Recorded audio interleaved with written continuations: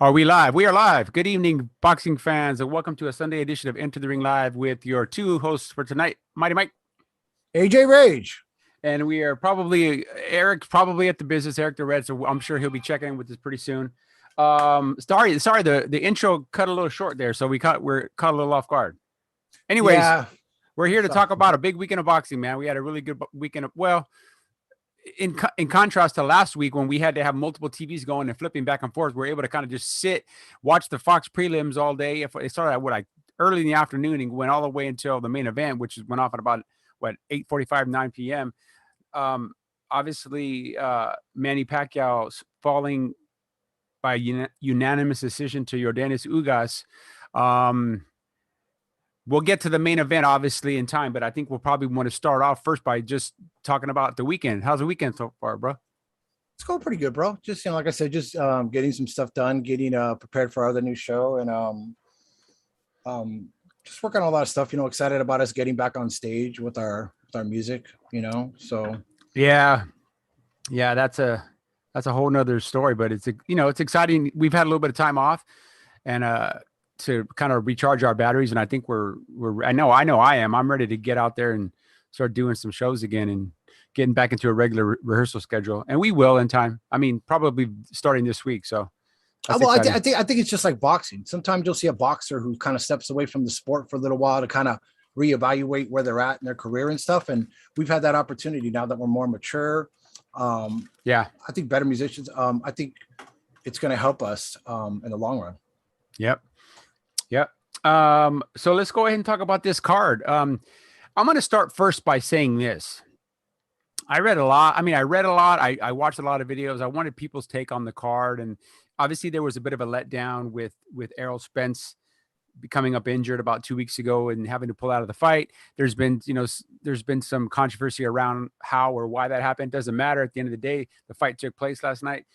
But I read, and like I said, and saw a lot of people really just disparaging the undercard itself and the entire card in general, because maybe it wasn't the biggest marquee names, but anybody that considers themselves a true boxing fan, and I'm not talking about a casual, I'm talking about a true boxing fan, knows that you never know really what you're going to get until the bell rings. Never know. I mean, how many times have we seen two so-called pound for pound greats go on there and stink up the place? And then you see, I mean, let's face it, Arturo Gatti, Mickey Ward, was when that fight was signed and it was put on ESPN, I think at the time, or whatever it was, did anybody really tune in and say, oh man, I can't wait to see this fight? It was a crossroads kind of thing. Two guys, better days behind them, who had what left. And it turned out to be one of the most memorable fights in all of boxing history. They had a trilogy, right? A trilogy. Yeah. And all three were pretty amazing. Yeah, I mean, nothing would match the first one. The second one came pretty close. But so that leads us to talk about this undercard, which I thought was fantastic. There was some of the earlier bouts, there was a little bit of controversy and early stoppage, I think, in the heavyweight bout. But maybe we could just go through the actual undercard as it pertains to, maybe the one that happened right before the Fox broadcast switched over to the pay-per-view. And it was that Contreras versus the Filipino Dato, the Contreras out of Monterrey, Mexico versus Dato, the Filipino, who I believe lives in trains. John Dato. Yeah, he lives and trains here. He signed, I believe, to Santa Cruz Promotions, Leo Santa Cruz, who was in the attendance early. You saw him watching these fights, prior to the crowd filling in for the main event. So you obviously knew he was there to watch his fighter. Man, 8-round lightweight affair. What a fight, man. Yeah. It was definitely one of those fights that as a promoter or a person who was involved in the back aspects of the fight was really excited, because it was kind of like one of those things, like if you didn't get to the arena early enough, you really missed probably one of the best fights of the night. Yeah, absolutely. I would say probably the top two fights of the night, honestly. I mean, that fight, along with the Maxeo fight, were probably the two most exciting fights on the card. And that's not to take anything away from the main event, but I think the main event fell a little bit flat, and we'll talk about that in a minute. But this Contreras kid out of Monterrey, Mexico, he was brought in as probably the sacrificial, the opponent. He had 4 losses on his records, I believe, but the kid just fought a spirited fight. There was a point in the 7th round, I think I sent you a message, and Dato did not look good.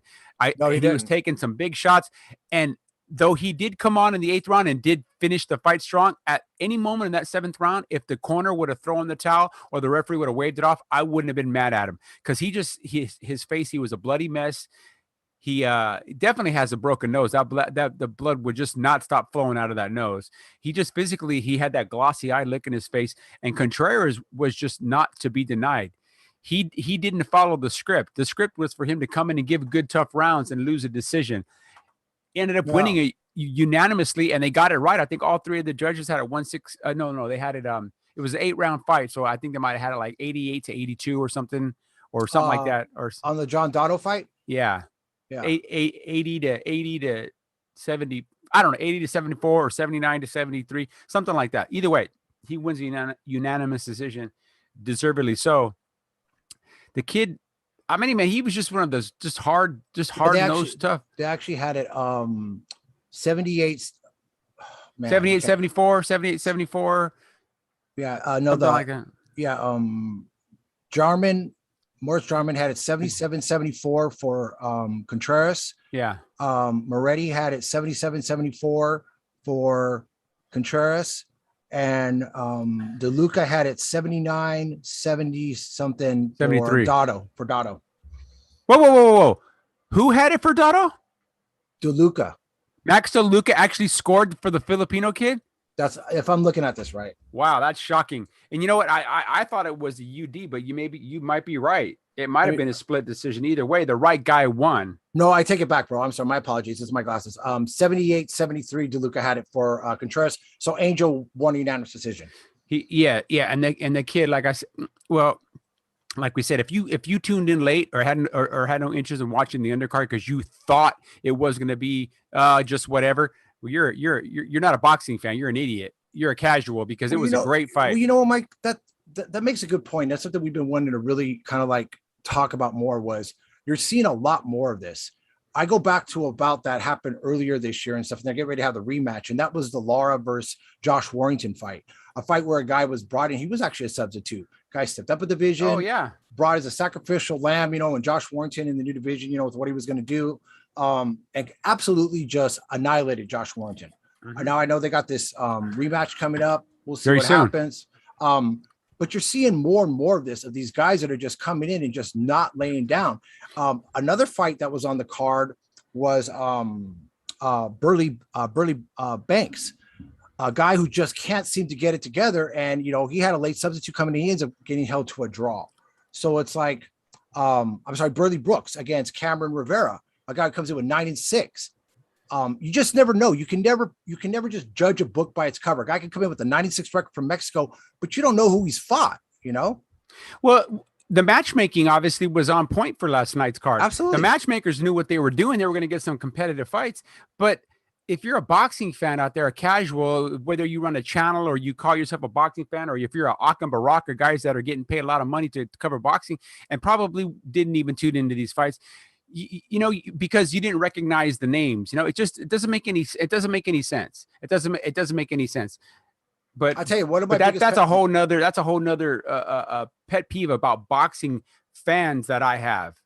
Well, yeah, when you see guys that go out there and they judge a fighter based on his record, and I'm like, that's the wrong thing to do. There's a reason why the matchmaker has this fighter there. Unless it's just a complete, we got nobody else, so we're going to take this guy that works over at TGIF Fridays. That's a whole nother story. They bring him in for a reason. You know what I'm saying? I'm gonna tell you something, bro. I watched a video this past week, and it was a good video. And there was a caller that called in, and he was talking something about what's the, and you're probably gonna be able to finish my sentence. What do all people who really don't know how to break down a fight or don't understand what they're really watching, what do they say about a fighter A and fighter B fighting? Like fighter A, what's the one common thing that they always say, and it's a cliche, and I can't stand when I hear it. What do they say? Styles make fights. Styles make fights.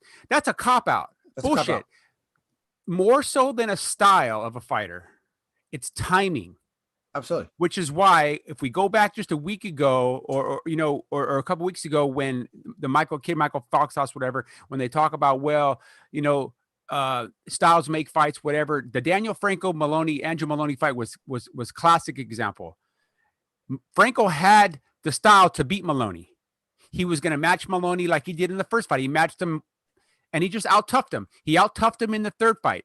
In the second fight, it had nothing to do with the styles because they were the same fighters. It had nothing to do with, well, did Maloney throw the jab more? Because I heard that from Tim Bradley and guys. Well, he threw the jab a lot more in the second fight. Well, it only lasted 2 rounds. You can if he threw 20 jabs in the first round and 20 jabs in the second round, and then the fight ended, that's 20 jabs. Okay, he might have thrown 100 jabs in the first fight. What I'm trying to say is it had nothing to do with the styles because the styles remain the same. It was timing. Maloney was peaked and primed and ready for that second fight. Franco was not. I keep saying Daniel Franco, Joshua Franco. Joshua Franco. No, you're absolutely right. He was not ready for the second fight. No. But that's not Maloney's fault, though. That's not Maloney's fault. So he was robbed of his just due. Yeah. No, yeah. I mean, absolutely. In the second fight, it should have been declared a TKO victory for Maloney. But unfortunately, when given that other opportunity, he knew that this was going to happen. There was nothing that was going to be different. He knew what he was facing. I don't think, like I said, he was peaked. But whatever the situation was, you still got to come in. It just seemed like Maloney ran out of options. He just kind of didn't really know what to do. You're absolutely right. His timing didn't seem there. He just didn't seem to have the heart. He's definitely not the fighter that his brother is. I don't see his brother making those same mistakes that he makes. You know what I'm saying? I think his brother's a much more polished fighter. At some point in the fight, Maloney just kind of conceded. And it was unfortunate because he's a better fighter than that. And against a guy like Joshua Franco, who's so one-dimensional, kind of reminds me almost like a Navarrete who just throws these punches, these wide punches. It's mind-boggling to me how these guys just fall apart, you know? Well, look at the way I look at it's like this, and I know we're kind of digressing a little bit, but this very much plays into the undercard we're talking about. People think because, well, you know, fighter A, he's 9-6 or 10-4, and the other fighter is 14-0. Oh, he should walk through him. They don't understand. It has nothing to do with that. It's all about preparation. It's about preparation. I mean, all you got to do is go back. You got to go back a long ways, right? But everybody knows the story of Buster Douglas versus Mike Tyson, right? Buster Douglas was ready. Mike Tyson was not ready. Who wins the fight? Buster Douglas knocked him out drastically. He knocked Mike Tyson out. That's what I'm saying. Boxing is not about styles and styles make fights. Well, you know, that's nonsense. It's nonsense. It's just a cop out for people that don't want to break it down and don't understand the work that's put in. They don't understand how people change. Fighters change from fight to fight, from training session to training session, from sparring session to sparring session. Something might be going on in your personal life. You might be happy one day. You might feel like crap the next day. But so as it relates to this undercard, people have to understand that because it doesn't visually please you, the names aren't familiar on the undercard, the bout sheet, you're like, well, who's this guy? Who's this guy? You just don't know what you're going to get. No, yeah, and those are the ones that say, well, styles make fights, and we'll carry that argument over into the main event. The reason why guys like Akam Barak and all these other guys, I mean, watching their preparation up to the fight, they kept using that old adage where they kept bringing Mayweather into the equation. I said, listen, I'm thinking to myself, I was telling my wife, I was like, that's probably one of the most disrespectful things you can do is to even mention Mayweather's name. Because I'm going to tell you right now, there was a moment right before the fight started when Pacquiao, and I'm not going to talk about the Ugas Pacquiao fight, where they showed the crowd. And I looked over at my wife and I said, and I had a big smile on my face. And she's like, what? And I'm like, that's real boxing. That's a real boxing match. That isn't some, you know, YouTube bullshit, whatever. And I guarantee you, Floyd Mayweather was sitting back watching that, and people can say whatever they want. It was eating him last night. It was eating him up last night. And he'll take his shots against Pacquiao on social media and whatnot. But you're right, real boxing. And when you said real boxing, and he those can sit were here real and talk boxing this shit fans all day that say about Pacquiao, but Pacquiao stepped up against a legitimate, young, strong welterweight. When was the last time Mayweather's even fought a real fighter? Yeah, well, it's probably have to go way back to 2015 when he fought Pacquiao or Berto shortly after that. Yeah. That was what, 2016 when he fought Berto? I believe so. Yeah, that was 5 years ago. That's a long time ago. Okay, so we talked about the Contreras Dotto fight, the 8-rounder that was, like I said, didn't even make the pay-per-view telecast. Mm-hmm. That might have been a boo-boo. Oh, you know what I was gonna ask you too, real quick, bro? I thought that the way that they kind of scheduled it, how they kind of went from the Fox to the YouTube and Joe, I thought it was kind of confusing. You kind of had to chase it around. Didn't you feel that way? Well, I was watching it on Fox. I was watching it on the pay-per-view. And here's the thing on I had the pay-per-view and they didn't show it on mine. Well, on mine they did. I had 3 separate channels. One was a countdown to the one was a countdown to the actual pay-per-view card, the beginning of the pay-per-view card. One of them was showing the prelim bouts, and then the other one was showing all access. So the camera kept going back and forth, back Manny's hotel room, Ugas's hotel room, and it was almost like watching like. The camera work was like watching like Cops. It was all erratic and it was shaking it. And that was kind of cool if you wanted to sit and just watch Jordanis Ugas. I didn't even know that was going on. I was just on one channel. Yeah. So, but yeah, it was pretty easy for me. And then once those prelims ended, then I switched over to the other channel and then they went live with the broadcast with, Kate Abdo and Thurman and Sean Porter, who all did a great job, by the way. I think these guys all did a great job. No, they did. They all did. I'll try to honest who I really like the most out of all of them. I really like Keith Thurman. And I noticed that Sean Porter kept taking notes every time Keith Thurman talked. And he was very open and honest. And Keith was like, what are you doing? He's like, man, I'm taking notes for my podcast. Oh, yeah. And everything that Keith is saying is gold. The guy knows boxing, man. He does. And on a side note, anybody who thinks Keith Thurman's done is fooling themselves. Yeah. Really are fooling themselves. But that's a whole other thing. But so I don't know if you want to talk about, not much to really say about the Frank Martin fight. The guy was coming up, he fought against, Ryan Kowalski, a tough guy who's been around for a while, was stepping up in weight. Martin's he's a prospect, but I wasn't overly impressed. I don't know how you felt about it. I didn't even watch that fight. I gotta be honest with you. I was watching at that point. I was watching the all the happenings going on between Manny Pacquiao, who had like 50 people in his hotel suite, and Ugas was more subdued. He had his girlfriend there and a couple members of his team. And we're going to talk more about Manny's corner. I want to talk about something. We'll get talked about that once we get to Manny's team, but that's about all I want to say. But let's move on to what was a really good fight. And that was Carlos Castro and Oscar Escandón. What a fight, man. Yeah, Carlos Castro.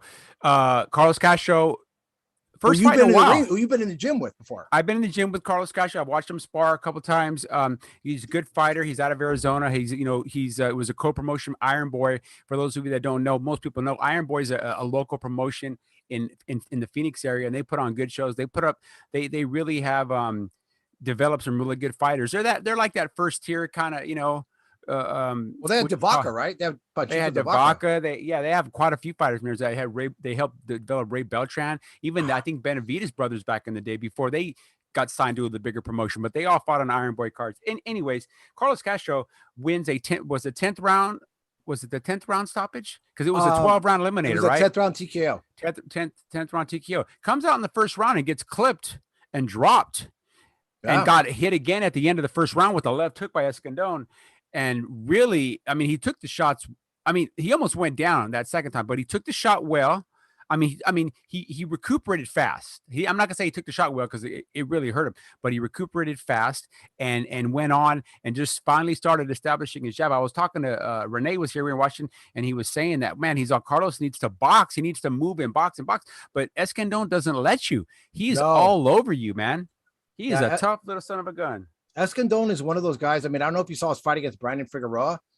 I did. That was just a hell of a fight. I mean, his fight against King Tug is probably the only fight where I think Escandón just wasn't ready. He got caught cold in the third round, and it was like, but with the exception of that, the guy's been in with everybody. I mean, even his fight against Gary Russell, he had his moments. He's a solid guy. I think it's big props and I think it just shows that there's a big future for Carlos Castro at this point. One of the things that I know that they were kind of getting down on Carlos Castro about getting on the ropes, but they were really looking at what Carlos was doing and how he was feinting, how he was catching those little shots inside. Yeah. Making Escandón. He was doing a lot of cute stuff that I thought was very, very, very veteran wise that you don't see in a young fighter and stuff. So Carlos is definitely he's a very well-schooled fighter. And I'm looking forward to see where he's going to fit in this division. And here's a guy he's now 27-0, right, with 15 knockouts, I think, or he had 12 knockouts. So what, 27-0, 13 knockouts. Here's a guy, he on his record, you don't say he doesn't have a lot of power. They say that, but that really doesn't always mean anything because maybe he's just fighting tough guys that have good chins. Yeah. He's a guy that has been brought along and he's biding his time. And he probably, honestly, a year or two ago probably could have been rushed into a title shot, and they might have even have offered to him because he's got that glossy record. And he said, no. We need a couple more fights. I remember it was about a year and a half ago when they made the trip out from Arizona out to start sparring in California, and then he probably ultimately ended up setting up camp with Manny Robles here in East LA. But he's doing it the right way, and when he does, he's now up for that title shot. He will now be ready for that title shot. And I think he's got a legitimate shot against any of the guys up there right now. I mean, obviously we got Jamal Herring and Brandon Figueroa getting ready to get it on here pretty soon to see who's gonna be the top guy in that division. But I'm gonna tell you right now, Herring's fighting Colbert. No. I'm sorry. No. Figueroa is gonna fight Colbert, right? And then Herring's fighting Shakur Stevenson. No, I thought Figueroa. No, Figueroa. Oh, I'm sorry. Figueroa's fighting Stephen Fulton. My bad. Stephen Fulton.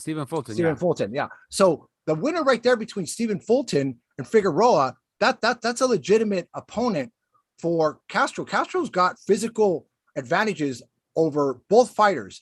Height-wise, he's about even with Figueroa, but he just fills out better than Figueroa does.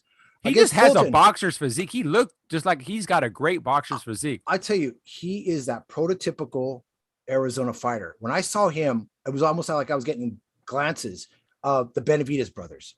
They got that little edge to them. You know what I'm saying? It's like, when they're backed into a corner. I'm going to disagree with Timothy Bradley. I'm sorry, with Sean Porter and those guys. I think Carlos Castro hits a lot harder than people give him credit for. I'm going to call it now. Yeah. I think he beats either of those guys. Yeah. I just think it's maybe the fights that he was in, the game plan that he had, he just wasn't able to do it. And doesn't seem like that fighter that just takes unnecessary chances, which is usually what you see in a fighter that has a lot of knockouts.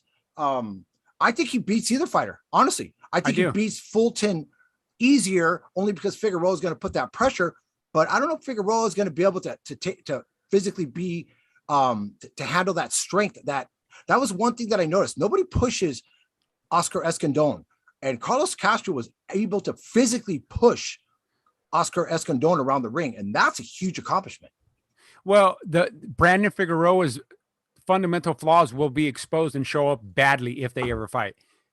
He just gets hit too much. He gets hit too much. He gets hit too much, in the way that Carlos Castro's precise with his punches. He doesn't waste punches. He'll do a number on Figueroa. I believe so. I believe he beats both those guys. But, I absolutely agree with you, bro, and I think you're spot on. So let's go ahead and move into the Julio Ceja versus Mark Magsayo. Mark Magsayo, yeah. Mark Magsayo is the one who's, obviously he's promoted by Manny Pacquiao. He's been getting a lot of push. I saw him fight once or twice before. I didn't really follow him all that much. I don't see. Granted, he scored a devastating knockout. He was losing the fight, and the judges actually all three had him down pretty significantly in the scorecards. Yes. So the judges were on their way to getting it right. Julio Ceja once again comes up short.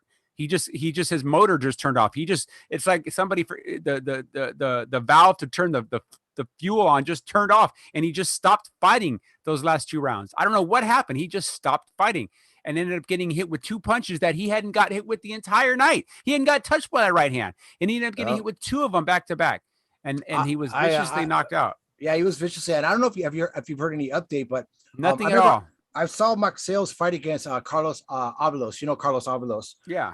He stopped Avalos, which is a controversial stoppage. Avalos had Magsayo down in the third round. I'm going to be honest with you. I'm not impressed with Magsayo for a couple of reasons. First of all, Ceja was moving up in weight. That was something they didn't really talk about too much. He was fighting at one. He was actually his first real fight at that weight division. You could see the size difference. He got caught early. He came in, which was a little out of the norm for Israel Salas. He's a pretty solid trainer to have his fighter come in so cold. Ceja came in really cold in the first round, got caught, came back, was really had his way with Magsayo. I thought, honestly, he had broken a rib or done something to Magsayo because Magsayo just stopped responding. But it was the accumulation, too. It wasn't just Ceja making the mistakes. Ceja had to change some things because of the dirty tactics that was constantly going on by Magsayo, the low blows, the push-offs, the grabbing the headlock. He was just getting away with so much. I know, never got a point taken away, just kept getting warnings. You know what I'm saying? I'm not going to say that Magsayo didn't earn what he did at the end, but then in a classless move, I know he's excited, didn't show any real concern remorse for the fire. Like I said, I mean, And those are the kind of things, honestly, that they may not say it right now, but Manny Pacquiao, if he was watching that, because I know he promotes him, is going to have something to say about it, because Manny's all about respect to the other fighter, no matter what. Yeah, you know he's definitely probably getting talking to you right now. Well, like, because the kid's doing, Teofimo backflips and stuff. And this other guy looks like, for a while there, I got a little nervous. You know what I'm saying? Yeah. And there was no concern at all. Yeah. And it came out of nowhere. I mean, he was clearly up on my scorecard. It came out of nowhere. He just stopped fighting. He was wide on the scorecard. 50 seconds into the round, he's just not punching. He just puts his hands up and just goes against the ropes and just takes 2 right hands. It was almost like, what do you like? It's almost like he wanted to take those shots. I don't understand it. It was very, but that's the difference between a great fighter and a good fighter. You know, I'm not going to say Julio Cejas is not a good fighter. He's a good fighter, but what makes you great is the mental capacity. And to kind of show you this right here, bro, at the time of the stoppage, Max DeLuca had Ceja up 86-83. Lisa Jampa had Ceja up 86-83, and Don Trella had him up 87-82. So he was on his way. He was on his way to winning this fight. But once again, you're like, what the heck did he do? Like in his fight with Rigondeaux, he was doing really well and then ended up getting caught, right? Yep. That was more at his natural weight. From the opening round to the final bell. Yeah, you can't have these little lows or whatever, like I said. And that's what he did. He just kind of, his concentration, he had made a mistake in the round earlier. I know Sean Porter caught it, where he kind of came in with his hands down and got caught a couple times. And I'm like, dude, why are you making these mistakes now? It's real simple. Just hit this guy to the body and it's over. He would have won a comfortable decision there, but oh well. Once again, I'm gonna kind of stamp what you said. I don't really see much in Magsayo. I see he throws a pretty good left hook and just throws a big, strong right. I mean, it's a decent punch. No real boxing ability. Doesn't really jab. Doesn't really move. Doesn't really have any speed or footwork. Doesn't really have, and obviously doesn't have the greatest chin. I mean, he got dropped by a 122-pounder. Let's call it what it is. This was a guy coming up. Well, that's the 6th time he's been dropped as a pro, and it's only eventually. I mean, not against real big punchers. Ceja's a pretty good puncher. I wouldn't call him a monstrous puncher. And a guy who was moving up. So, I mean, Magsayo's got a tall order to fill here. And the one thing that I think they need to get in control is his mouth. Leading into this fight, he wouldn't even discuss Ceja. It was like, well, where I'm going to go for after I knock this guy out, because I'm the next Manny Pacquiao. I was like, just because Manny, he's nowhere near Manny. Bucks, you got a long ways to go. The only thing he has in common with Manny is he's Filipino.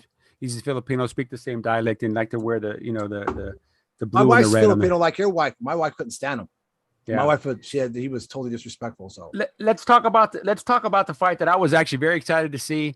It was that kind of flew under the radar. They call it a crossroads fight. I hate when they do that too. Once again, they call it a crossroads fight. It's a special event.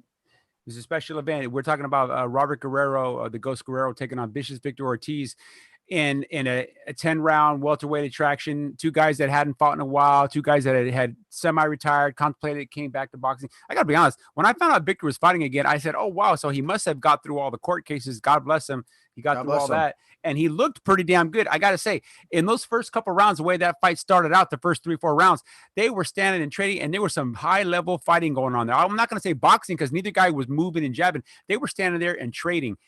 And you know what? It slowed down a little bit towards the middle, towards the later rounds, but then picked up again at the end. I did hear a little smattering of boos towards the end of it, like when there might have been a lull. And once again, that's just people just impatient. We want to see Manny. We want to see Manny. We want to see the main event. They booed the decision too, because I think a lot of people felt that Victor Ortiz won the fight. I felt Victor won the fight. I had Victor winning 96-94. It was I had it about the same. It was a close fight. I was going to say it was probably about a six rounds to 4. But I think the rounds that Victor won decisively, I think he landed the sharper, crisper punches. Guerrero landed the punches that maybe appeared that they did more damage because they were more of a winding, slapping, and he punches like that. He kind of slaps down. He kind of throws these wide punches where you might think that they're doing a lot of damage, but like Carlos Castro and Escandon, Victor was doing good work on the inside. Like the main event too, that we're going to discuss it. The problem is Victor's a better fighter than Robert Guerrero. And for some reason, these judges today just don't know how to judge an actual punch when a punch is landing and when a punch is being deflected, if a fighter is fainting, if it's just a glancing blow. Victor was landing the more telling, the sharper punches. If you had to make a scorecard and say, who do you think is ready to resume his career? I think it's Victor. Robert, to me, still makes those mistakes. Victor almost ended it in the early second round. In the first or second round. Yeah, with one punch. Victor's been out of the ring for almost 4 years. He's only 34 years old, unlike Guerrero's 37. I think Victor has a very good opportunity to put himself back into the mix. And with some of these guys that are out there, let's be honest, guys like Cavalucas, maybe even a Virgil Ortiz, there's a lot of good, interesting matchups out there. I would love to see Victor Ortiz a part of, because he's got legitimate power, but he's got that ring experience. He's been in with so many great fighters. You know what I'm saying? I mean, the one thing that impressed me most about Victor was he did get cut up a couple times, and I don't think he kept, but yeah, he didn't get discouraged. And in Victor a few fights ago, he got a little discouraged, and you could see it in his face. He didn't get discouraged. I think at this stage in his life, he's matured, and he knows, hey, I just got to keep powering through this, and he did. And it's a shame. I mean, I wouldn't have been. I guess if they would have called it a draw, I guess I wouldn't have been so mad, because then both guys could go on. But as you know, where does Victor go from here? I hope he doesn't get too discouraged and go, well, you know what, I tried to. No, because you fought a great fight considering you had fought. I think Victor knows. I mean, I saw the thing. I don't know if you saw the thing when Freddie was talking to Victor a little bit. He knocked all the ring rust off. Freddie told Victor, he said, hey, you won this fight. You did a really good job. I think Victor's got a good trainer. Like Freddie Roach, don't like Freddie Roach. Victor's got a better corner with what's going on than what Robert Guerrero is. Robert Guerrero's dad, I'm going to say till today, the guy just does it. I was undefeated on the streets. He reminds me of another Junior Lopez. He's telling Robert in the corner, come on, man, just throw right, go, pow, pow, pow, pow. Wait, come on, dude, stop. This is stupid, bro. You sound like a cheerleader at that point, not a coach. You should be telling your son, you're 37 years old, you didn't win this fight. You almost got stopped by that one big punch. Fight a rematch. I guarantee you Victor's going to end you. Whatever mistakes Victor made, he'll correct them. Robert's at the best. Robert came out and fought the best fight I've seen him fight in a long time. Yeah. That is not the same Guerrero that fought against Omar Figueroa. This is a very motivated, in shape, ready to fight Robert Guerrero. Probably got some real good sparring training in Vegas, where the best sparring is Vegas in California, not way up in. People don't understand what sparring does for you, bro. We'll talk about that more, but you can really divulge into that, how essential that is leading up into a fight. Yeah. But like I said, overall, I thought it was a great fight, man. And anybody out there that was like I said, throwing shade on that fight, or just these two guys were, no, give the guys their respect, because 36 was it 37 Guerrero, 36 and 34-year-old, two guys went in there, and they showed very, very, very good boxing skill. But isn't that amazing about Victor? Everything that Victor's been through, this long career, the fights that he's fought. And he's 34 years old. Take the 4 years that he just lost from this bullshit. I know. 30 years old. He's still in the mix. He's younger than Terrence Crawford. Well, no, Terrence Crawford's 32. 34. He's 34. Terrence is 34. I don't think. Well, maybe Terrence is 34 years old. Okay, so they're the same age then. But you're right though. He's got a better resume than Terrence Crawford. I'll say that. Win, lose, or draw. Win, lose, or draw. I mean, he's fought the better fighters. He's fought Andre Berto. He's fought Floyd Mayweather. When Victor Ortiz is on, and you saw glimpses of it when he fought Andre Berto, even though it was a losing effort, man, that was a sharp shooter, man. You know what I'm saying? Yeah. But let's move on from that. But like I said, that was a very interesting fight. Let's go right into the main event, bro. Let's talk about it. Well, main event. And when I said earlier, a bit of a disappointing fight for me, not just the outcome. I knew that, you're always kind of hoping is that old Manny going to show up, the guy that can just fire off multiple combinations and in and out and out. You wish for that, but then as the fight started unfolding, you think to yourself, he just, I know he was complaining about his legs were cramping and stuff, but at this point, 42 years old, he just couldn't find the range. He couldn't get in there and find the range. He was doing the wrong things. Never once did I hear Freddie Roach. And it was really hard to hear Freddie Roach too, because there's always just been too much commotion in that corner. Boy, I'm gonna tear it up. That's what I wanted to talk to you about. Yeah. Boo Boy was a huge distraction in that corner. He has one job. What's his job? Just give Manny his water. No, make sure that stool's there, and he helps out with the end swell. And how many times did Manny, the stool not there? The stool was never there. And Sean Porter even said at one point, what are they waiting? What's taking so long to get the stool in the not only that, Boo Boy wasn't putting in swell when Manny's eyes were swollen up. And I'm like, what are you doing, man? He's holding it in his hand. He's you could see that Freddie was getting upset with him when Boo Boy was yelling at telling Manny something. I'm going to tell this guy, you got to get this. I know Manny's probably career is over, but a little bit late. But that guy was a huge distraction. Really didn't have any business being there. They would have been better off having Martin Samolia in there in the corner with them. Absolutely. A waste of space. Go back and do what you do for Manny. Be his dog. Go be his dog. Yeah. That he was. They weren't getting the end swell on there. They were multiple times when they didn't put the stool in. I thought, okay, well maybe Manny's going to do the old George Foreman thing and not sit down. And then finally the stool comes in. It's like, what are these guys doing? This is a 42-year-old guy. Let him save his legs, man. Let him sit down for 45 seconds. You know what I mean? That talks about the lead up going into the fight, bro. You know when they were showing Manny earlier, and I mentioned to my wife, I said Manny needs to get to his dressing room and relax. This guy was signing autographs, walking around the stadium. That's why his legs gave out. He walk in with his wife here. I would have told my wife, listen, go with your sister, go find something to do. I got to go to my room. I got to relax for a while, get myself ready. Manny didn't do that. Manny was here, there, signing autographs, doing this, doing that. No, man. After all these years, Manny should have known better. Yeah, you're right. And I know he feels very comfortable. Like they said, this was his 22nd time headlining a fight card in Las Vegas, which is unprecedented. I don't even think Floyd Mayweather's headlined that many fight cards there. Mm-mm. But you're right. You're right. And that was something I kind of overlooked. You're right, though. There was way too much commotion pre-fight. There were so many people inside of his hotel suite. They had that everywhere. Everywhere. It was ridiculous. Yeah. And that was a little bit too much. But talking about the fight, I was hoping to hear Roach tell Manny kind of like what he did against Ricky Hatton. I mean, now granted, Ricky Hatton is no Yordenis Ugas because they're very different in size, but they both equally are aggressive and strong and had a good jab. And Manny, I just kept saying to myself, Manny, why are you not going to your right? Why are you not going to your right? Why are you standing straight in front of this guy and getting hit with that jab? Go to your right, get away from that straight right hand, go to your right, and fire off that straight left to the body, and then come across. I don't think Manny threw a right hook the entire fight. I did not see a meaningful right hook land the entire fight. In the 10th round, he showed a glimpse of what he could have been doing earlier. He threw a 3-punch combination to Ugas's body, came back with 2 quick punches to the head and back to 3 to the body. Had Ugas discombobulated for a moment. Manny wasn't doing that. He completely ignored the body. There was points because the way Ugas was holding his hands, the body was there to be hit, move out. Then when Ugas makes that turn, that's when you lunge with your left hand, then go back, hit to the body. Like classic Manny. Maybe his legs were giving out. Maybe just his, sometimes fighters get old overnight. I'm not going to really give a lot of credit to Ugas because Ugas fought an Ugas fight. He fought the fight that he should have fought.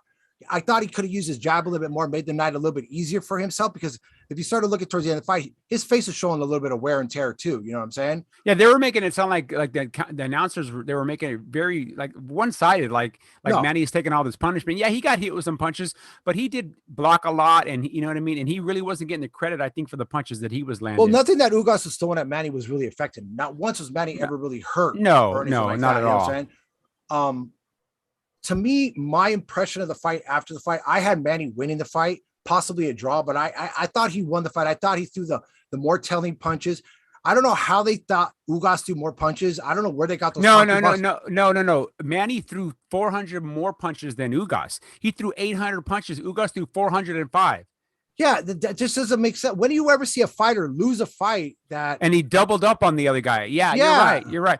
But once again, it's what people were expecting. People were expecting to see Manny land these crushing blows like he did against guys like Hatton, like he did against guys like Cotto. And because he didn't land those big crushing blows, they just were resigned to basically ignore the work that he did do. I think people need to go back and watch the fight a second time.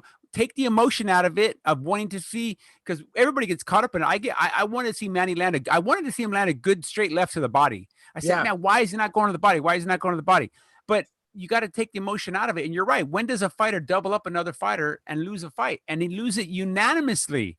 And 2 of the scorecards were pretty wide. I was shocked. Yeah, the final scorecards were Patricia Morris Jarman had it 115-113 for Ugas. Dave Moretti had it 116-112 for Ugas, and Steve Weisfeld had it 116-112. And it was funny to me to hear Brian Kenny say the best judges, and I'm thinking to myself, like, in whose world are you talking about? Because those are 3 really bad judges that I've seen notoriously get it wrong quite a bit. I'm not going to say Manny won by a wide decision, but he was doing the better work. Ugas was very one-dimensional. He would throw that one big punch, but what people weren't paying attention to, they would go, ooh, to that one big punch, but they weren't seeing what was happening in between those big punches when Ugas wasn't doing nothing, when he was pawing at a jab and then taking little shots here and there. His punch ratio output was so low. And it was very low. And I would look at the ConcuBox. I was like, wait, well, Ugas didn't just throw 27 punches. How can he land 27 punches in this round if he didn't throw 27 punches? Yeah. I completely ignore any CompuBox because CompuBox is just a couple of nerds, video game guys sitting at. I just think honestly, bro, that there's certain people in Las Vegas at this point they just don't like anymore. And regardless, no matter what Manny's done, Manny's one of those guys. He's lost some really bad decisions in Vegas with Tim Bradley and stuff.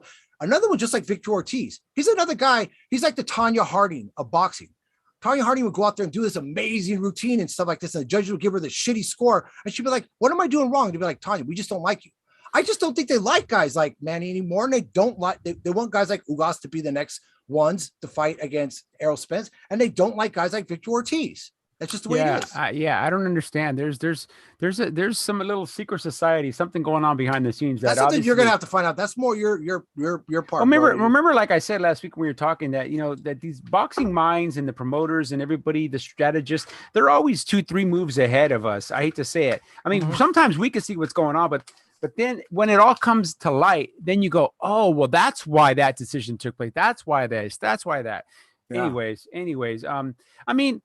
Is this the last we saw on Manny? I mean, the way that they built the whole fight up and the way that they showed all the pictures when he was coming out from when he was 15 till now. I think it is. I think we've seen the last of Manny. I think we might have seen the last of it, but I don't like that they did all that though, because you shouldn't even be asking him this before a fight.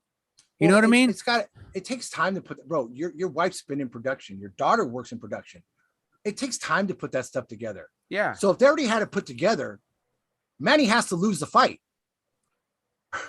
Yeah. I just don't understand. I wouldn't want anybody that I would say, if my handler, Sean Gibbons, I would say, if any of you ask Manny about retirement, we'll never do another interview with you again. We're gonna rip your press pass. Why would you put that doubt in head, in his head? Well, Manny, you're 42 years old. Could this be the last time we see you? I'd be like, get the fuck out of my face. I'm ready to fight here. You asked me this last time. I'm gonna fight. I gotta fight for me right now. I'm gonna go get punched in the face. You're not. We've had this discussion before, bro. A close friend of ours who fights was in the same situation where he was told something. When you're going into a fight, that fighter, the only thing that fighter should have on his mind is to perform what his trainer and him have worked out. That's it. And if plan A doesn't work, then we got plan B. And God forbid if we got to pull plan C, because then we know we're going to be in a fucking all out, all hell out war. But the bottom line is the doubt. You never set a fighter into a ring with doubt. That's why you never tell a guy, well, you're not tired, are you? They've been doing this entire fight. Lead up always. This is going to be the last fight. You didn't have to do that to sell this fight. It's Manny fucking Pacquiao, dude. Yeah, exactly. I don't care if it's Manny Pacquiao fighting against fucking, fucking Christy Martin. I don't give a shit. It's still Manny Pacquiao. I think here's what I've been thinking about since the fight took place last night. I've been thinking to myself, well, you know what? Manny may come back and fight one more going away fight. It might be against, maybe not for a world title, but it could just be a fight. It could be a fight against another welterweight who's maybe, I'm not going to say. No, I don't think so. I don't think it's going to be that high level of a guy, but I think it could be against a fighter like, if he wouldn't have already fought Adrian Broner, it could have been against someone like an Adrian Broner. It could be against someone like maybe a Virgil Ortiz. No. Maybe a Robert Guerrero. Believe it or not, I mean, don't get me wrong. They're not going to want to watch, especially when Manny Pacquiao, Victor Ortiz. I'd love to see it. I'll pay for it. That's what I'm saying. I think he's. Yeah. I think he's got one more in him. I do. I really don't. I don't think he wants to go out this way. I think he wants to fight one more honestly, fight. Let's go back a few years, even prior to the Keith Thurman fight, when Manny Pacquiao lost that disputed decision to Jeff Horn in a fight that he did not look good in because Jeff Horn was just a fucking idiot. Dirty. Yeah. Pretty much the writing people wrote him off, said, well, Manny's probably seen his better days. He comes back and beats Keith Thurman. Comes back. He was not dominated by Ugas. Ugas is a guy who's very avoided. He's a big, solid welterweight. Disputed loss. Yeah, loses a razor thin decision to Ugas, where a lot of people feel he won it. Sean Porter, Manny knows the mistakes he did, maybe with his legs, probably thinking himself, you know what, I should have got a little rest. I should have left Jinky's ass back at the fucking airport, whatever the situation. But put Manny, I still would like to see Manny and Errol Spence, because that's a different fight. There's going to be, Errol Spence isn't going to fight that same fight like Ugas with that distance. Errol Spence is going to get in there, and that's going to create opportunities for Manny Pacquiao. It's more of a Keith Thurman kind of thing with Errol Spence rather than an Ugas. Yeah, but I don't think if it was me, I would put my money on him not fighting a top 5 guy. I just don't think he has to. I think Manny could have a one last fight, like a going away fight, and it could be against a Robert Guerrero. It could be against a I don't want to say a second tier guy, but it won't be for a title. I don't see Manny doing a fight like that, because that goes back to where I remember when Floyd Mayweather did that fighting with Andre Berto. I see Manny saying, hey, look, if the money's right, if the opportunity's right, I'm going to step up to the opportunity. With Manny's ongoing schedule and the possible presidential nomination, I don't see him really having the time to prepare for anything less than a mega fight at this point. With his age and stuff, he doesn't have very many left. So unless it's something that he could reach up and have to reach up for, Manny to me doesn't seem like one of the guys like a Floyd Mayweather who wants to just say there and be like, oh yeah, give that to me, I'll take it. Manny wants to try to achieve the unachievable all the time. That's always been his MO. Yeah, you know? Yeah. I just don't think I know what you're saying. Spence is in the cards, though. I really don't. And a Virgil Ortiz kind of fight, no. Terrence Crawford, no. Sean Porter, no. I mean, maybe Keith Thurman wants to get a rematch with him. I mean, I know he wanted the rematch. Maybe Keith. Why would you want to see Manny with Virgil Ortiz? Well, no, it's not that I wouldn't want to. I don't think Golden Boy will go that direction. Because there's this legitimate risk there. Manny poses a risk to anybody. And I just think that they're on track to get a crack at a title, and Manny doesn't possess a belt at the moment. If Manny won that fight last night, then yeah, everybody be clamoring for that fight. Crawford once again, everybody. So Ugas kind of, like, don't get me wrong, Ugas Spence might get made now, right? And honestly, I don't see it being I see it being one step below Danny Garcia's fight. Honestly, that's just my personal opinion. I think Spence thoroughly dominates Ugas. I just don't think Ugas is in the same class as Errol Spence. Errol Spence is a unique fighter. He has more tools. It showed last night. Ugas. Well, I just think Spence's work rate will overwhelm Ugas. That's what I'm saying. Yeah, his work rate. Yeah. If Manny was able to have his work rate, it would have been an easy night for him, but he never did it. It never happened. Yeah, because for whatever reason, maybe age or just not prepared, or maybe Ugas, but it wasn't anything Ugas was doing because he was there to be hit. I don't know. Yeah, he was there to be hit, but I just felt like somebody asked me this morning, "Hey, what'd you think about the fight?" I just think Manny just had a little bit of a hard time pulling the trigger. Sometimes that's a bad sign, bro. Yeah, your mind and heart knows what to do, but you just he was just having a problem, I think, with balance too. He kept kind of jumping in a little bit, and he would find himself off balance, and he was punching like he was almost in the air punching. I think that's too much playing basketball, where you can leave your feet and still accomplish something. Boxing, you can't leave your feet, man. You can't. It was almost kind of like he thought Ugas was bigger than he really was, so he was like jumping up, punching up. Yeah, maybe stuff that Freddie and them were working in, but that's which is why he should have went to the body. I don't understand why they completely ignored the body. But you made a good point right now. We were talking about that earlier when I was telling you I was working on the bag a little bit. The legs, your balance and your reaction time, your timing with your legs, when that goes and you start second guessing yourself and you can't pull that trigger, that's a bad sign. Manny showed 2 of those bad signs last night. So me, myself, personally, in my heart, I think we've seen the end of Manny Pacquiao's career. I'm proud of what he's done. I wasn't always a fan.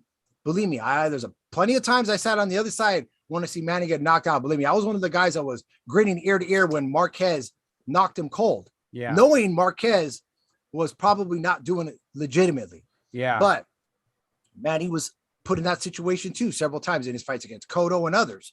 But you can't take away what the guy's done over the years. No, not at all. It's unfortunate because, it seems like no matter what Manny does, it's like Mayweather's name always gets thrown there. Well, Mayweather beat him. Yeah, Mayweather beat him at a time when go back and watch the fight. Yeah, Mayweather won the fight, but he really didn't come to fight either. He ran, he did this, he did that, but that wasn't the same Manny Pacquiao. That was a Manny Pacquiao that was already on the decline. Mayweather waited for Manny to get to that point and then do it. And that was Mayweather's MO. So yeah. So I'm looking at the boxing schedule right now going forward. I mean, there's a lot of fights in talks, and there's some fights. Well, there's nothing really coming up this weekend that I can see. Is there something on Top Rank? I mean, I'm not even going to talk about this fight card on Sunday. Ivan Baranchak's fighting on Sunday. Well, yeah, he's fighting on that Triller card.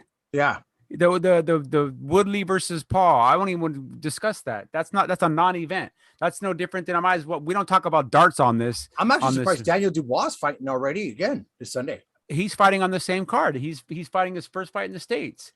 So Daniel Dubois is fighting in the Amanda Serrano's fighting as well. I mean, they surrounded this card with some legitimate fights. You know, Daniel Dubois, Ivan Baranchik, although I don't know at this point what that guy's trying to accomplish. I mean, especially after that last fight against Regis Prograis, where it was on Triller. I don't understand that. I don't even want to talk about that main event or what is supposed to be the main event. YouTube. What is the YouTube event? Guy versus Tyron Woodley. That fight is on Sunday. They're I don't know why they're having it on a Sunday, but it's probably because there's something. I'll tell you why, bro. Honestly, by what I've seen, and you probably know better than me, Trilla, this thing isn't working for them. No, it's not. And I'm gonna be a little blunt. They kind of like try to make it to where they could create fighters, but now they're going back and trying to get legitimate fighters to help legitimize their card and hopefully suck in the real boxing fans. And it's not working. They already spited. There's already a lot of people like, dude, I'm not watching this circus sideshow. People are done with this shit. Yeah. A lot of these other side promotions, like Red Star, that was doing the same thing, that was going to do the thing with his brother, has already buckled up and filed chapter. They're done. This is probably the last that you'll see of this stuff, no matter what the outcome, because the money's just not there. And unfortunately, the people that are paying for it aren't paying for it. That's why they're so hard with the DACA about going out there and making sure for the violations, because these young guys that are on YouTube and stuff, they're not going to pay no 75 or 60 bucks. They're going to find a way to stream it illegally. They're not real boxing fans. I paid for Manny Pacquiao's fight last night. You paid for Manny Pacquiao's fight. We believe in supporting the cause. These guys don't. They just want a conversation. And actually, I'm mistaken. I mean, the fight is Sunday, but it's actually going to be a Showtime pay-per-view, which is shocking. It's shocking. Yeah, I don't understand that. So it's not a Triller. That's my mistake. The other guy fought on Triller. So this one's not a Triller. This is actually on Showtime, which is another. Well, Triller's is part of it. It's part of the promotions with Showtime. Maybe the co-promotion. But Showtime's really been, I know because I have Showtime, has really been heavily promoting it. I don't watch Showtime at all unless there's a boxing match I'm going to watch. It's really disgusting. Even when I was watching this lead up to the Charlo fight, all the stuff they were talking about, it got me really irritated. And what really gets me is when you see guys like Al Bernstein, who just love. They're trying to legitimize this sideshow.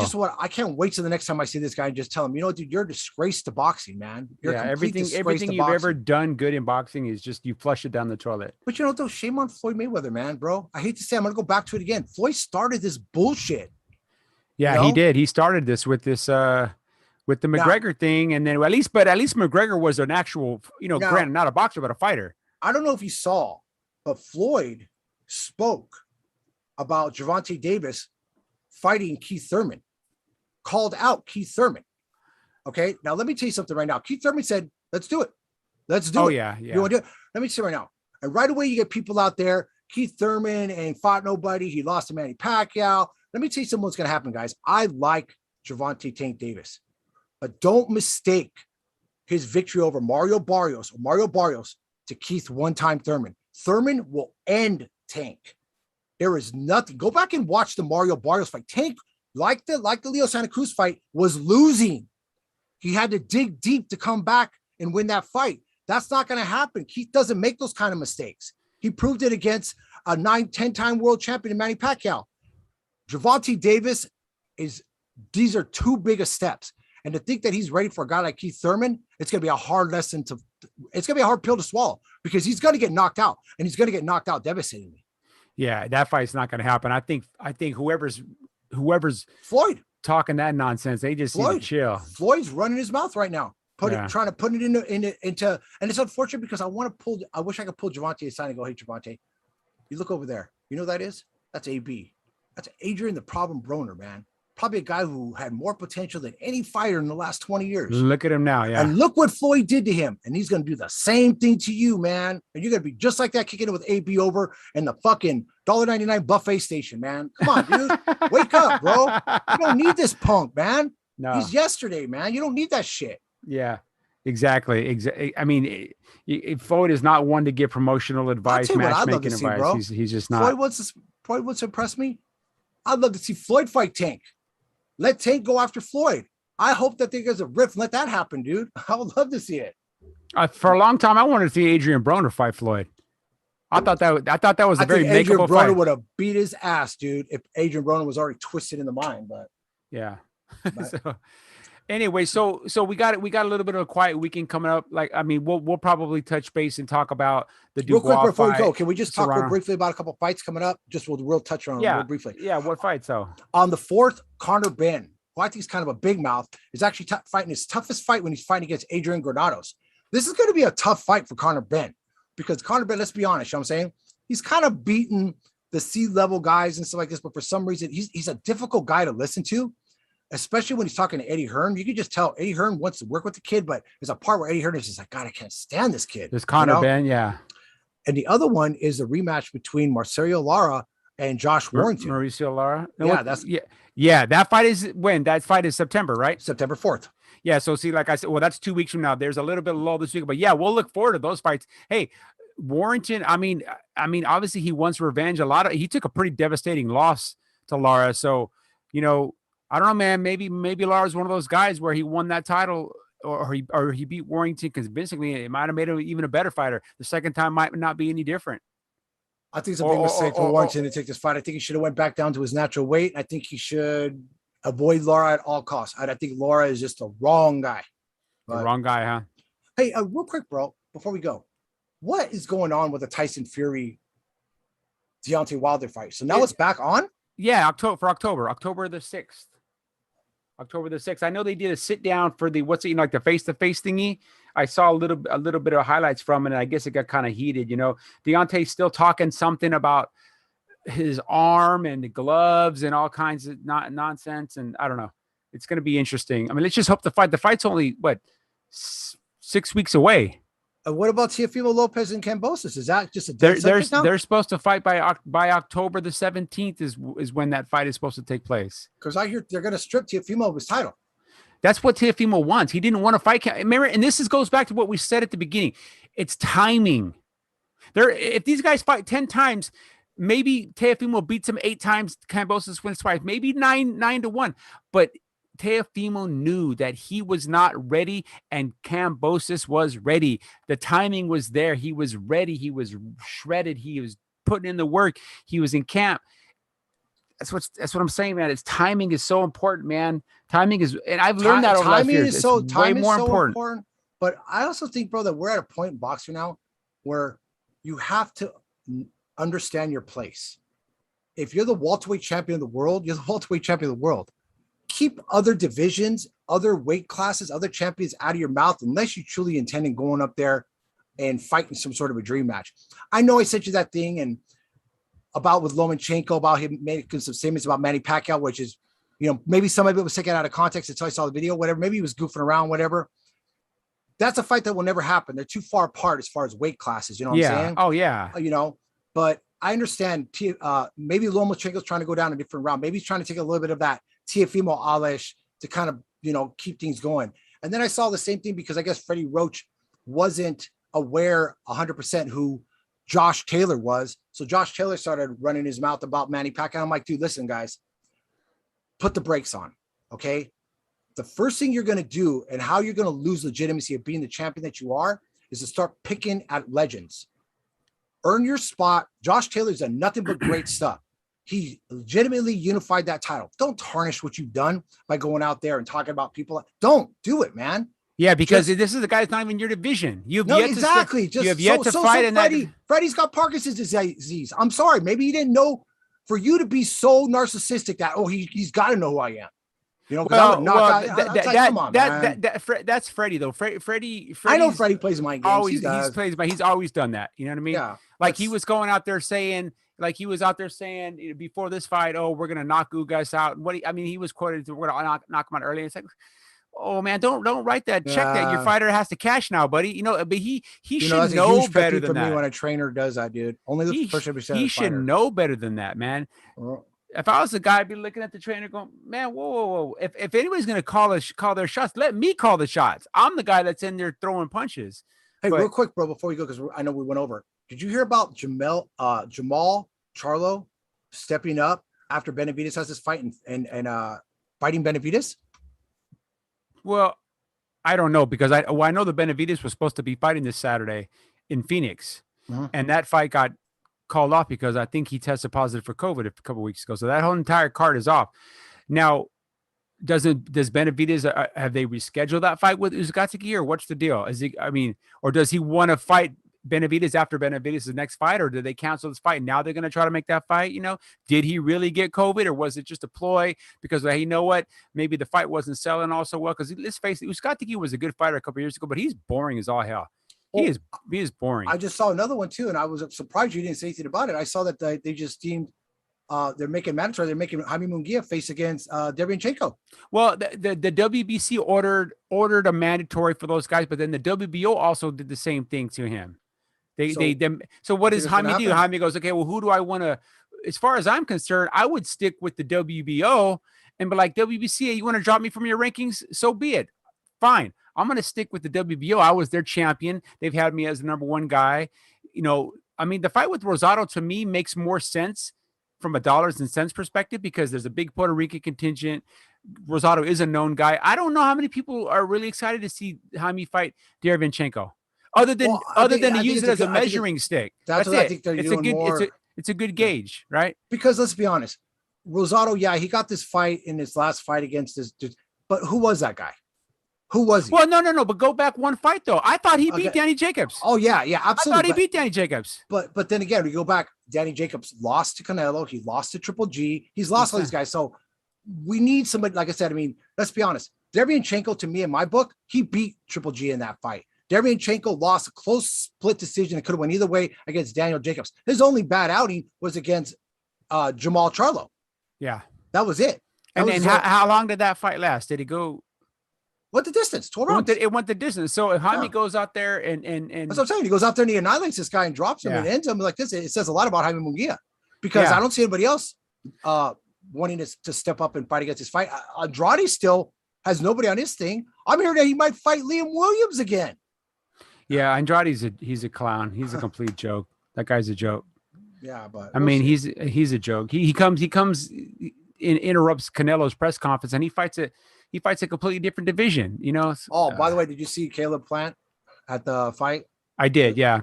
Talking about I don't really want to get on it because I know we got to get, like, it's already going over, but it's good that Caleb Plant is confident. But this is going to be one of Canelo's easiest victories.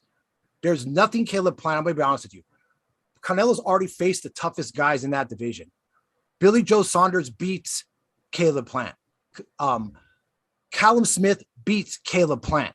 Caleb Plant, the only thing he has is the title that Canelo needs.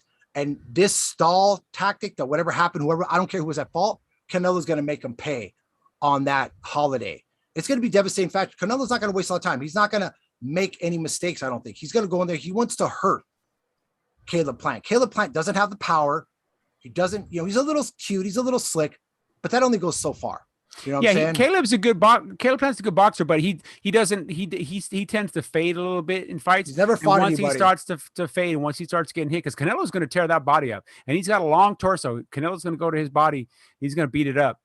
Yep. He's going to beat it up. But Caleb did the smart thing from a business perspective. He stalled him out. Probably was very difficult during negotiations, but probably got a little bit more money now, because where does he go from here? If Caleb Plant gets knocked out by Canelo, what does he do? Okay, well, now I'll go fight Benavidez. Benavidez will be like, I don't want to fight you now. You ain't got nothing I want. You ain't got nothing I need. Yeah, well, because Caleb Plant sacrificed for the money. He wanted the money. He didn't win the glove war. So now he's fighting with the more puncher's glove, and that just fits right into Canelo. And that's just bad news for Caleb Plant. Yeah. So we'll see what happens. Hey, I'm just excited. I want to see these guys get punched. They don't punch me, so I get to see them punch each other. Exactly. So what do you got going on for this week coming up, bro? Anything special? No, I just work, man. Busy. Busy work week. Be back at the office tomorrow about 8:30. So sounds good, bro, man. Just busy, man. Well, Eric obviously didn't make it in. He probably I know he's got some business this weekend over at his escape room, so that's good for him. Hopefully, he's got a lot of clientele this weekend, which are obviously his busy times. But we'll check back in. I think we're going to check back in tomorrow. We're going to do a little test run on our other thing we're putting together, right? I think tomorrow, and then we'll probably be back Tuesday. If you guys want to come back Tuesday, maybe some new developments will happen between then and Tuesday. But we'll keep everybody posted on social media.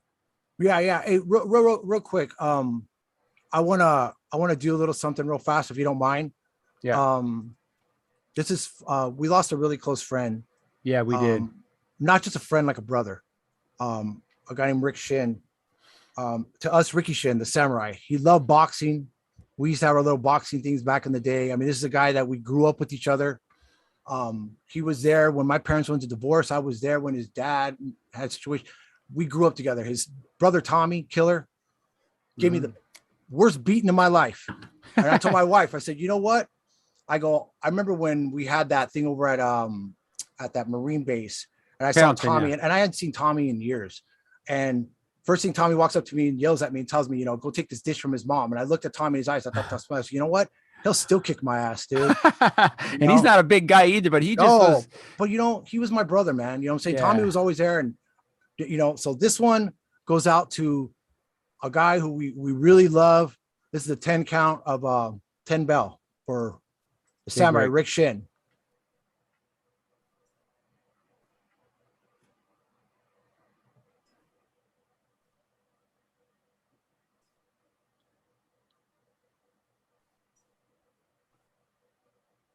Oh, 1 second, bro. You get it right there. 1 second. I'm sorry, bro. Try that. So again. did you get a chance to talk to Tony? Yeah, I did. We talked. Yeah.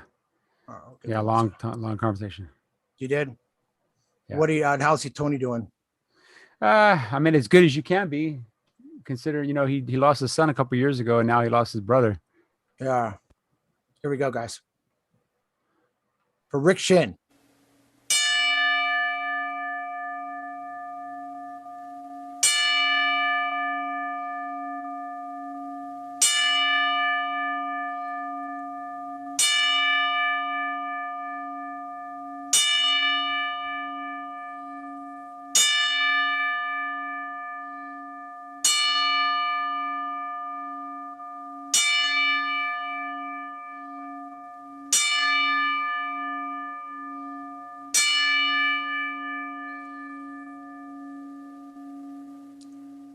Rest in peace, Big Rick. Rest in peace, Rick. All right, everybody. Have a good rest of the weekend. Go and take us out, brother. For all of us at Enter the Ring Live, man, thanks for tuning in. I'm a little somber now. Have a good rest of the weekend, everybody. We'll catch you guys on Tuesday. For your host, Mighty Mike. AJ Rage. Have a good night, everybody. Everybody have a great night.